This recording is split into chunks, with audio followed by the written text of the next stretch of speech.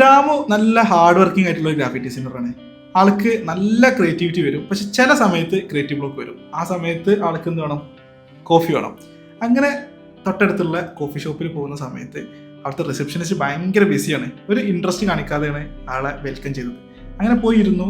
ഒരു ഓർഡർ എടുക്കാൻ ആൾ വന്നു. ആൾ മുഖത്ത് പോലും നോക്കിയില്ല, ഒരു ചിരി പോലും കിട്ടിയില്ല. എന്ത് വേണം? ക്യാപിച്ചിനോ. ഓക്കെ, ക്യാപിച്ചിനോ കൊണ്ടുവന്നു. ക്യാപിച്ചിനോ കുടിച്ചു. തിരക്കിടില്ലാത്തൊരു ക്യാപിച്ചിനോ ആയിരുന്നു.